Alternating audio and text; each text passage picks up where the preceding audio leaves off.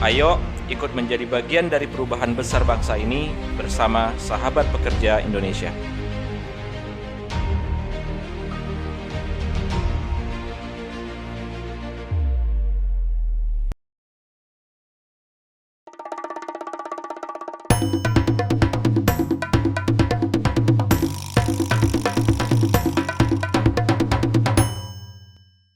Sahabat pekerja, kembali dengan saya Hari Solputra dalam OPEK, obrolan pekerja, obrolannya yang berjiwa muda. Kita lanjutkan ngobrol kita santai dengan Bang Arif, Bang Zul, bagaimana beliau akhirnya bisa beradaptasi dan beliau lulus untuk di level SMA dan akhirnya melanjutkan kuliahnya. Bang Zul, ini kan sudah ibaratnya sudah lewatlah masa-masa remaja. Masuk ke masa mulai mendekati dewasa ya. Masuk itu kuliah di mana tuh Bang? Dulu S1-nya saya di Teknik Kimia UGM. Teknik Kimia UGM. Berarti dari Bogor ke Jogja. Ke Jogja. Nah, berarti kan berubah lagi ini kan? Berubah lagi, lebih halus lagi. Lebih halus lagi. Orang Solo gitu ya, orang Solo Jogja. Orang Jogja lagi lebih halus. Jogja. Iya. Tapi tetap karakter Sumateranya nggak hilang ya? Nggak hilang. Tapi justru karena saya kan orang dianggap apa adanya kalau ngomong A, B, B, iya, enggak. Jadi mereka senang sama saya tuh ngobrolnya. Ketika tingkat pertama itu saya bergaul dengan kawan-kawan tuh enak, mereka gaul tuh ya saya sering diajak ke sana kemari, karena mereka mengenalkan Jogja, mereka orangnya inilah friendly lah kalau. Tahun berapa tuh Kang? Kalau itu Bang? 97 98 ya. Reformasi ya. Reformasi ya. Iya. Ketika itu masa reformasi itu saya juga terlibat di demo-demo. Kemudian diajari kawan saya juga gimana cara berlindung dari demo. Berarti yang namanya gas air mata tuh udah makan sehari-hari ya? Oh iya. Kalau gas air mata, kemudian lari. Udah biasa lah. Udah biasa. Bentungan. Gitu. Kondisi Jogja pada saat itu seperti apa sih Bang? 97 98 gitu? 97 itu ada banyak gerakan-gerakan yang tidak setuju lah dengan pemerintahan Orde Baru ya. Orde Baru. Pemerintahan saat itu dimulai sama anak-anak, kalau kami menyebutnya dulu di kampus anak-anak kiri. Mereka hampir setiap bulan awalnya demo kemudian jadi seminggu tiap hari. Habis itu pusatnya di UGM ya? Di UGM. Di Bundaran ya, Bundaran UGM ya?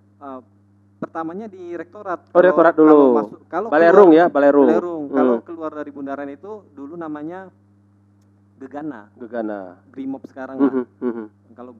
Kalau itu udah Gegana udah siap-siap senjata. Di depan motor ya, trail. Di belakang yang tembakannya. Nah, itu kami belum berani. Itu habis itu di Balerung itu ada boneka Pak Harto dibakar sama mereka. Mulailah itu konfrontasi. Kenapa besok berapa hari kemudian demo nggak bisa ke Bundaran lewat namanya jalan apa itu ya dekat mall. Mirata kampus atau gimana? Bukan yang sebelah sananya tuh apa lupa saya. Oh yang apa? Ke arah mall apa gitu. Iya. Nah itu dimatikan sama nggak tahu tiba-tiba mati listrik situ terjadi tembak-menembak ada yang mati. Padahal mahasiswa yang nggak demo namanya Moses. Asal namanya Moses kalau nggak salah. Yang Jalan Gejayan ya? Iya betul. Habis itu besoknya demo makin lama makin besar. Tiap keluar dari Bundaran kami dibubarkan. Tiap Bundaran kami dibubarkan sama senjata itu. Pernah sampai dikepung kita, akhirnya wakil rektor 3 turun nengahi. Pak Bambang ya, Bambang Kartika. Betul. Iya. Saya kan juga bagian dari sejarah itu Bang. Oh di mana dulu? Saya di UI Jogja dulu. Oh, Masya Allah. Angkatan berapa Pak? Saya 96. Oh 96. Saya 96, jadi Pak kebetulan ketua koperasi mahasiswa yang kantornya di Ciritiro.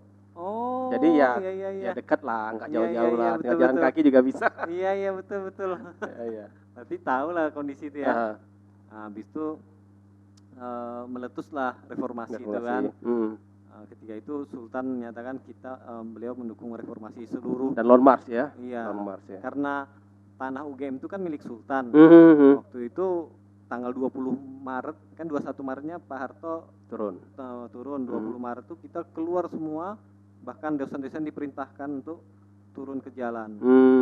Jadi mahasiswa dipandu sama dosen-dosen turun ke jalan gitu. Itulah puncaknya reformasi 21 mundur kan. Kemudian itu masih terus. Habis itu Pak Gus Dur ya jadi presiden. Gus Dur presiden. beliau mau datang ke UGM, tapi karena dianggap mahasiswa dulu ketika itu menganggap banyak kebijakan kontroversial, dihadang masuk UGM. Kita juga terlibat. Iya. Gitu. Habis itu Bu Mega menggantikan Gus Dur ya. Menggantikan Gus Dur. Kita bentuk namanya BOM, Barisan Oposisi Mahasiswa.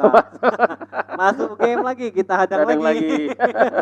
Begitulah. Iya. Berarti apa sih kalau kita bicara relevansi ya? Relevansi antara teknik kimia sama demo tuh apa sih Bang? Kayaknya lebih senang demo nih ketimbang kuliah gitu. Iya, zaman dulu kan zaman reformasi, hampir semua mahasiswa, enggak semua sih, hampir semua mahasiswa itu memang terlibat ketika itu. Dan itu ya panggilan diri aja, kayaknya ada ketidakadilan, kita perlu itulah bagian daripada itu. Itu ketika itu, yang serunya itu ketika saya wisuda S1, saya kan cukup lama nih kuliah. Saya menggunakan jatah saya dan full 7 tahun. 7 tahun. Matang lah gitu ya. Expert gitu. Ada expert. 7 tahun. Kemudian ketika wisuda itu Profesor Sofyan atau Ikhlasul Amal, saya lupa itu, mengatakan begini. Selamat untuk kalian yang IPK di atas 3,5. Kalian akan menjadi pengganti kami di alma mater tercinta ini. Untuk yang IPK di atas 2,75 sampai 3,5, selamat karena kalian akan menjadi pegawai negeri atau pegawai BUMN atau pegawai swasta. Itu dia diam sebentar. Untuk kalian yang IPK di atas 2,5, ingat pesan saya baik-baik. Kalau kalian jadi pengusaha atau politikus, jaga negara ini baik-baik. Heboh dulu. Kenapa? Karena teman-teman mereka ketika itu jadi orang semua. Jadi orang semua, justru yang IPK-nya biasa-biasa. Ya. Itu. Ayo ikut menjadi bagian dari perubahan besar bangsa ini bersama Sahabat Pekerja Indonesia.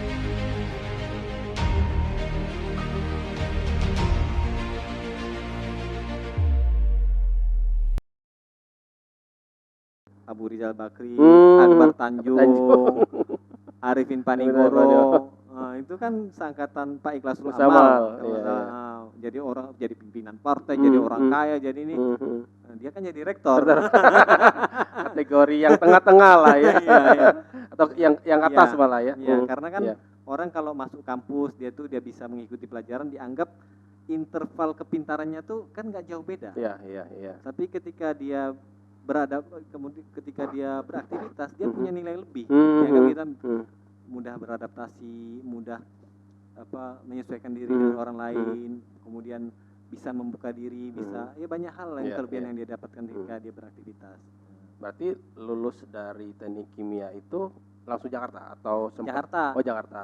Karena lulus saya itu Agustus, di UGM kan terima ijazah Agustus. 2 kali kalau salah ya, 2 kali wisuda. Ya, wisuda di kampus Geraha Sabah satu lagi di jurusan sebenarnya. Jurusan itu saya mau diminta orang tua ngambil S2.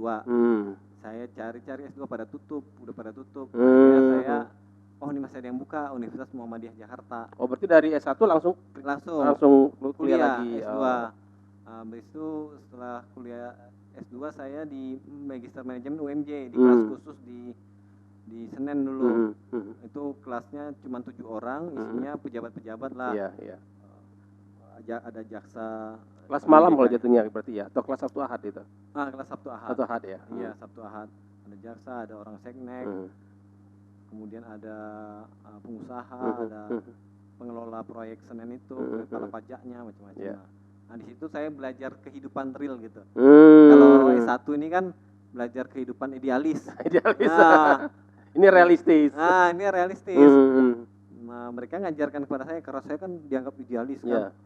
Gini. Mereka mengajarkan, Rip, nanti kalau apa yang dulu kita musuhan dulu misalnya pas kuliah, nanti pas dunia kerja dunia lalu kita bisa bergabung kok, bisa bersinergi kok katanya. Dia ngajarkan saya. Apalagi Pak Taufik namanya, dia di Seknek dulu di Biro Keuangan Seknek. Jadi dia sering ngajak saya ke Seknek. Kemudian kalau ada sholat Jumat sama dulu Presiden Pak SBY, saya bisa lihat gini tuh, kondisinya. Kemudian diajarkan saya tentang kehidupan, tentang orang itu kalau di kota dihargai kalau dia banyak memberi kan. Jadi saya lihat sendiri memang kalau dia parkir dia bayar 5.000. Zaman dulu 2004 2005 orang masih bayar 1.000. Dia bayar 5.000. Kemudian ketika hari Jumat dia kasih honorer tuh 20.000. Wah, kenapa Pak? Ya kan mereka Sabtu Minggu mau jalan-jalan. Ngajak anak istrinya ke kebun binatang, ngajak ini. Itu kalau udah mau Lebaran THR, banyak yang ngantri itu di meja dia. Ya dari pensiunan pas pampres. Kan pas pampres dari dia juga ini dulu ya. Banyak lah ngantri. Dia kasih aja. Dia bilang kalau saya nggak bawa uang 5 juta sehari di dompet saya gelisah nih katanya. Karena tiap hari dia harus ngasih giving ya. Jadi luar biasa ya Bapak ini. Jadi rezeki itu dibagi-bagi gitu, nggak dinikmati sendiri. Sehingga membuat dia itu lempeng aja hidup nih. Itu yang saya pelajari. Iya. Sampai akhirnya lulus S2 ya. S2 lulus S2 2006. Saya pingin coba S3 keluar. Oh, jadi masih sekolah? Masih sekolah. Saya S2 itu sambil ngajar juga. Ngajar di Muhammadiyah Jakarta jadi asisten dosen. Di S1-nya. Dan itu S3 saya coba di IIU Malaysia, Indonesia Islamic University selama 6 bulan. Tapi saya lihat kok negaranya stabil banget. Kemudian semua tuh udah established lah. Sudah tertata lah ya. Iya gitu. Kayak nggak ada hampir konflik gitu. Jadi kayaknya bukan dunia saya nih. Jadi saya balik bulan November. Nah itu saya mau cari kampus lagi. Lanjut Desember saya daftar di UI. S3 ilmu lingkungan. Alhamdulillah masuk di UI. Berarti masih relevan ya antara S1 sama S3-nya? Enggak ada yang, ya saya nggak linear lah. Ya, teknik kimia, manajemen, ilmu lingkungan. Iya. Gitu. Nah di lingkungan itu di UI ini kan beda dan UGM. UGM tuh kalau dulu ya, kalau sekarang enggak begitu. Kalau dulu tuh kulturnya sangat feodal. Misalnya ada dosen yang keturunan sultan itu, prof itu kalau kita mau ngadap kita harus ketuk pintu dulu 3 kali. Kalau dia nggak jawab berarti kita tunggu lagi. Iya. Nah kita 15 menit kemudian kita ketuk lagi. Baru ya kulturnya beda. Kalau di UI ini kulturnya lebih egaliter ini. Iya. Karena kota lah ya, kota. Iya. Mau bimbingan? Oh ya silakan. Oh iya ada. Bagus nih katanya. Karena dosennya banyak proyek dulu. Jadi yang penting oke lah. Jangan sampai terlalu jelek-jelek banget lah ibaratnya. Yang penting sesuai standar. Gitu. Karena waktunya berharga.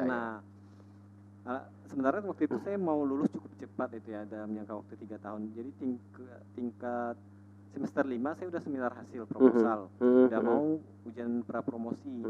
Kalau lulus saya termasuk lulusan termuda doktor lah, umur 29 itu kita.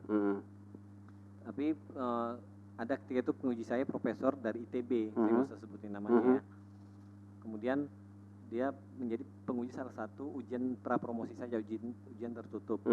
Itu saya ngadap lah ke dia, ke Bandung. Saya kasih disertasi saya. Dia baca, disertasi kamu nih kayak skripsi nih, nggak layak nih. Gitu. Itu dia bilang, kamu tuh harusnya ngutip 3P itu, People, Profit, Planet. Dari Joel Elkington gini. Iya. Wah, saya keluar pula Sumateranya kan. Iya. Pak, John Elkington itu tahun 1984 Pak. Saya bilang, saya punya yang baru nih dari MIT. Baru nih Pak, 2000 berapa saya bilang gitu kan. 2004 saya bilang gitu. Itu dia diam kan, dibantah. Itu habis itu saya makan, dia suruh pulang saya. Seminggu kemudian mau ujian, profesor ini mengatakan kalau anak ini ujian saya tidak akan memberikan nilai. Padahal udah kumpul penguji itu ada 8 orang, termasuk dia 8 lah ya. Waktu itu 6 profesor, 2 doktor. Dia bilang saya nggak akan ngasih nilai, katanya, kata profesor itu. Kenapa Pak? Dia pokoknya saya nggak mau ngasih nilai. Egonya ya, mungkin ego tersinggung mungkin ya. Iya, ketika itu saya ke tata usaha, kenapa? Jadi batal itu pra promosi saya. Kepala bidang tata usahanya nanya-nanya, kenapa Pak? Oh iya, anak tuh kemarin ini yang tadi saya cerita. Iya. Oh, jadi saya belajar bahwasanya kalaupun kita benar, Iya. kita tidak harus mengungkapkannya. Bahkan hatta di ruang yang sangat dianggap sangat demokratis, kampus. Kampus ya, iya. Karena masih ada tetap sisi-sisi feodalnya seperti itu ya, iya. masih ada itu ya. Sampai profesor itu meninggal, barulah saya ujian pra promosi, digantikan profesor itu. Dan profesor itu sangat senior. Iya. Dia bisa mengaruh yang penguji lain tuh jadi ikut sama dia. Ikut dia. Jadi Prof Emil. Artinya tetap walaupun kita itu tahu terbaru, terbaik, kita harus menghargai beliaunya itu ya. Nah, tetap kalau misalnya memberikan masukan itu ya kita harus ya dengan cara yang baik lah ya. Aisan ya, oke. Nah, tapi juga saya kayaknya model kayak sidang-sidang promosi itu harusnya juga jangan ujuk-ujuk. Misalnya kita harus ke dosen ini, dia kan baru baca di sertifikat kita. Iya. Ini apa nih kan? Betul. Banyak yang begitu. Iya. Akhirnya karena kejar restoran.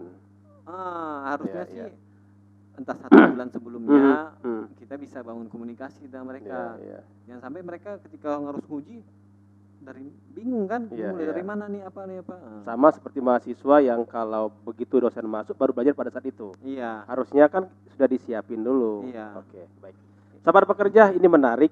Ternyata untuk menjadi seorang dokter itu harus menunggu dosennya pergi dahulu. Tapi itu adalah bagian dari pembelajaran itu seorang Bang Zul, bahwasanya itulah cara kita untuk bisa menghargai seorang dosen, seorang mentor, seorang ketua yang walaupun kita mungkin dari kita benar, darah muda kita mengatakan benar, tapi tetap mereka minta dihargai. Dan itulah bagian dari komunikasi dalam kehidupan. Tetap di OPEK, obrolan pekerja, bersama saya Hari Solputra. Kita ikutin setelah berikut ini.